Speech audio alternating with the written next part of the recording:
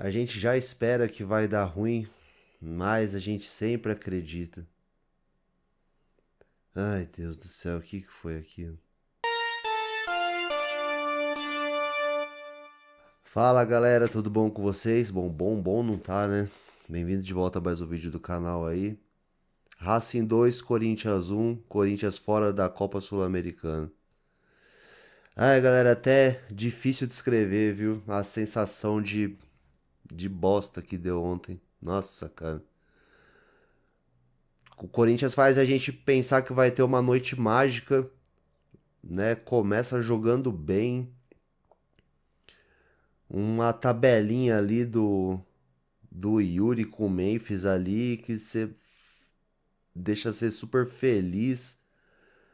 E, né, tava assistindo no bar com os amigos lá e o cara até começou a brincar, falar, vai, fala que não vale pagar 3 milhões desse cara aí, porque o toque que o Memphis deu de calcanhar ali foi absurdo, né, cara? E o Corinthians sai na frente, parece que tudo vai dar certo, o Corinthians continua jogando bem e de repente o time desliga, dá um apagão no time.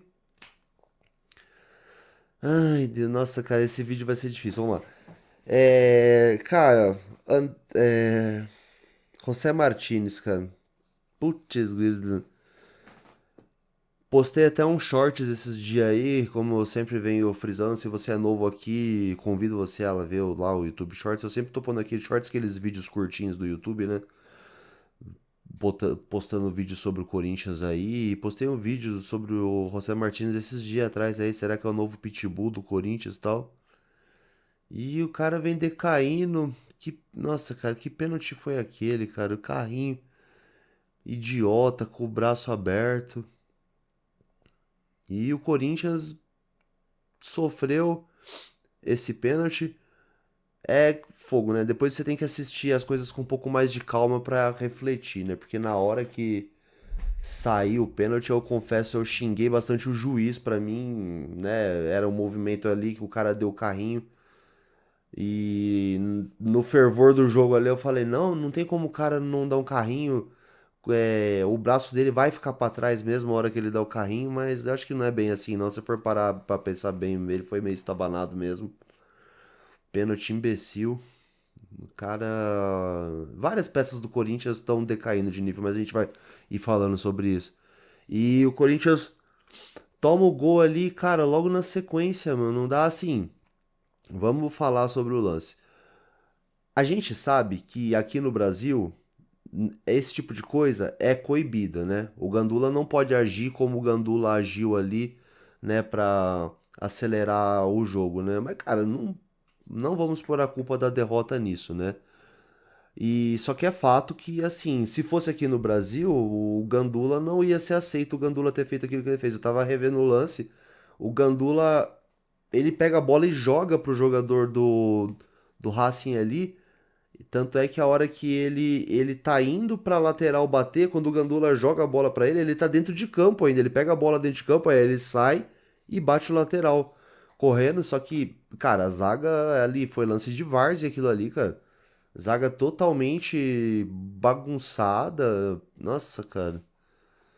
É... Foi o que eu falei, por mais. Lembra que no vídeo passado, né? Eu não sei se você tá chegando aqui agora, se você já tá acompanhando o canal. Eu citei no vídeo anterior que no vídeo anterior não, no vídeo do jogo passado contra o Racing, que o Kaká, aquele lance lá, teve um leve deslocamento quando ele cabeceia a bola para trás, que talvez, né, não dá para ser considerado como falta, mas que talvez num jogo sul-americano ele deveria ter ido mais duro na bola, que a gente sabe que a arbitragem sul-americana não é igual a arbitragem brasileira que qualquer coisinha tá parando o jogo, né? Então aí eu creio que nesse lance aí meio que seja uma coisa parecida, entendeu? Que tipo assim, aqui no Brasil isso aí não seria permitido. O Gandula devolver a bola pro jogador como ele devolveu. A gente já viu até Gandula tomando advertência do juiz, sendo expulso, enfim. Mas futebol sul-americano, né? Então os jogadores já tem que ir com essa mentalidade preparada que isso pode acontecer, né? E aí o Corinthians, depois que o Corinthians tomou o segundo gol, na hora que o Corinthians tomou o segundo gol, obviamente fiquei puto, né?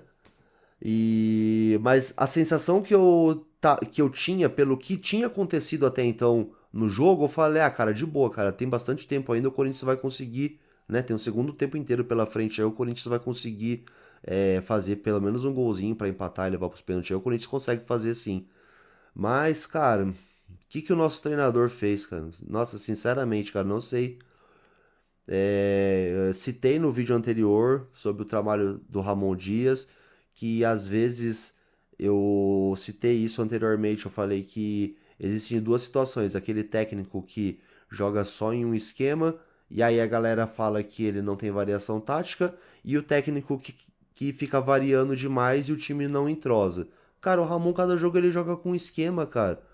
Que ele fez ali ontem? Deixar o time com. Teve um momento do jogo que deixou o time com quatro atacantes e sem meia, com o volante armando o jogo. Que é isso, cara? Tipo, o que ele quis fazer ali, meu? Sabe? Teve momentos que tem coisas no trabalho do Ramon que você pode sim elogiar, né? Ele recuperou o futebol do Yuri Alberto aí, colocando o Yuri Alberto pra jogar mais aberto. É, tem coisas, você viu que depois, né, que ele entrou, o time adquiriu um padrão de jogo melhor, só que, cara, não sei, cara, tem umas mudanças dele. Parece que ele é um cara que já tá no Corinthians há esse tempo todo e não sabe ainda direito as peças que ele tem na mão na hora de fazer mudanças. Tipo, foi colocar o Garro. Eu sei que o Garro também tá deixando a desejar, mas como você vai deixar o time sem meia de armação, cara? Tem uma hora que era o Breno Bidon que tava armando o jogo, cara. Que ele quis fazer ali, eu não consigo entender, cara. Sinceramente, cara. Nossa, pra mim. Ah, ele tem um grande peso nessa desclassificação aí, cara.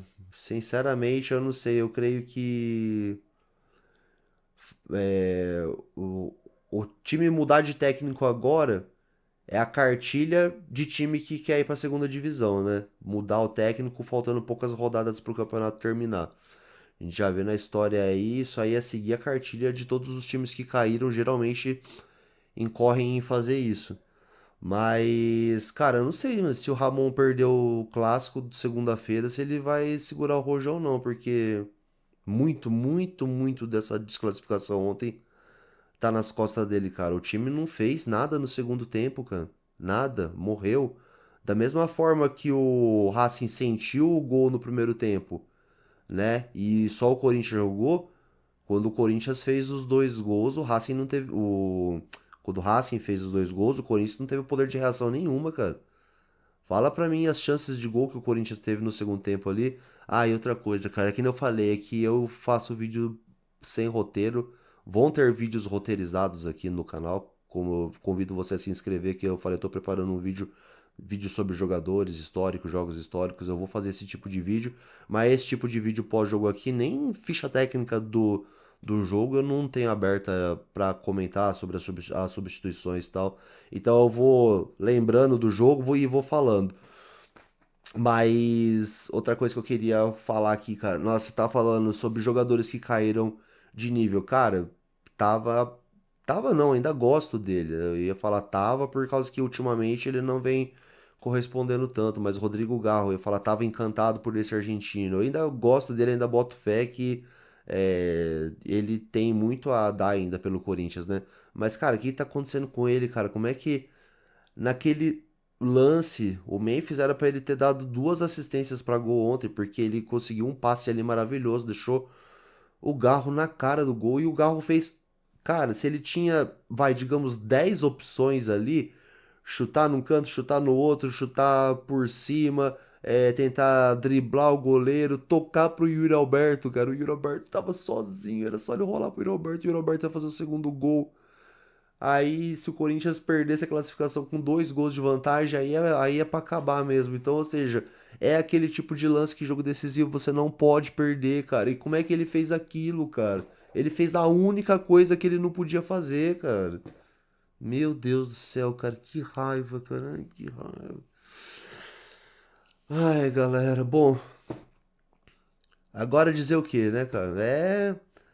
Pra quem achava que era melhor o Corinthians estar fora das competições, eu nunca tive esse pensamento. Pra mim, tinha que brigar pra levar pelo menos uma dessas duas Copas, ou a do Brasil ou a Sul-Americana. Mas pra quem achava que era melhor o Corinthians estar fora das Copas pra poder focar só em não cair, tá aí.